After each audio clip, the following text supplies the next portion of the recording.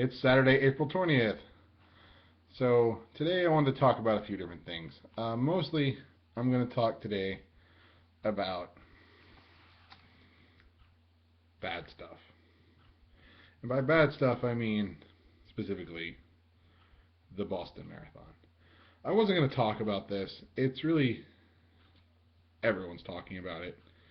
But I thought it was important to talk about simply because a lot of people are talking about the tragedy in Boston, um, and the tragedy of the explosion here in West Texas.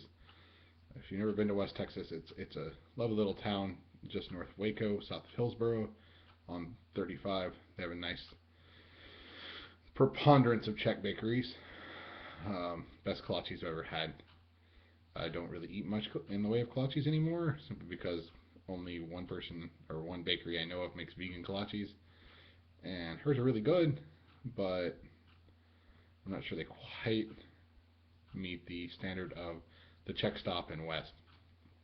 Regardless, I wanted to talk about the fact that no one talks about tragedies other places in the same way that we talk about tragedies here in the U.S. Well, the Boston Marathon bombing was a tragedy, no doubt. It was a horrible, horrible thing for the two men who were accused of doing it. If they actually did, it's a horrible thing to contemplate, a horrible thing to do. That being said, uh, today in Iraq, a bomb killed 30 people. So that's also terrible. I mean, 30 people dead. It may be more than that. My statistics may be might be off a bit, but point is that lots of other places around the world, lots of people die of very similar um, things. Americans don't make much out of it. We're like, well, that's somewhere else. It's other people. But the fact that we don't is kind of problematic because it says something about us as a culture that we don't value life everywhere. We just value life. It's American life, and I think that that's very small-minded. In a lot of ways, it's a mistake because life should be valued no matter where that life happens to place it. But so basically, if you happen to live in Australia, your life should be just as valuable if you live in Kansas or Boston or West Texas or New York or the UK. I mean, it doesn't matter where you live. If you live in Palestine or what was Palestine, Israel, it doesn't matter. You should still your life is still valuable and should be treated as such. And we often forget that in the United States. We tend to treat people as other. And in the final analysis, there's no such thing as the other. We like to create the other. North Korea is trying to make us into their other, but other is always a mistake. Other means that you're not treating other human beings. See, I used other. Are not treating human beings as if they were human beings. Human beings, and indeed all sentient life, deserves consideration for being what it is, and that's that those people are alive. And it's important to keep in mind that people are alive and should be treated with compassion, should be treated as human beings, and not just news statistics. Not just, well, another group of people died in Israel today, or in Iraq, or in Pakistan, or in Oman, or in so much of the Middle East is under constant scrutiny and, in fact, constant military action due to our own government, um, supposedly protecting us from terrorism.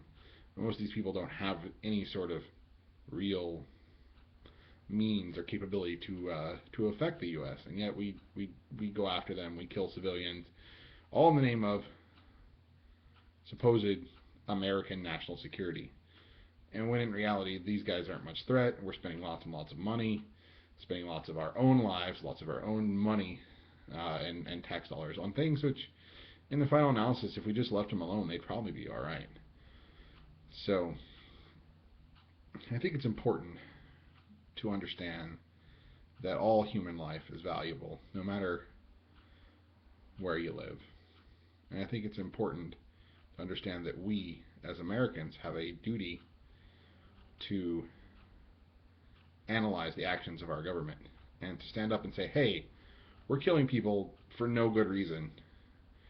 And really, anytime we kill civilians, anytime we kill anyone, we really should look at the reasons why that's happening and take some personal responsibility for the actions of those people. I'm not saying don't support the troops. A lot of times people accuse those of us who are in favor of peaceful solutions of not being supportive of the military, and that's just not the case. I'm supportive of those folks who are in the military. That doesn't mean I'm supportive of their orders or the people who are making the choices to send these military folks on missions of sometimes outright murder. And it's important to make the distinction between supporting the people involved in the military as opposed to supporting the actions of the military as a foreign policy tool, as an instrument of destruction and death. So, heavy stuff, I know, especially for a Saturday afternoon. But I'm going to go ahead and leave it there, and if you have questions or comments, leave them in the comments section below, and I'll be happy to talk to you about that. You can also find me on Tumblr. I'm the Transforming Man on Tumblr. I'll put a link in the description. So that's it for today, and don't forget to be awesome. This is Andy. Thanks for watching.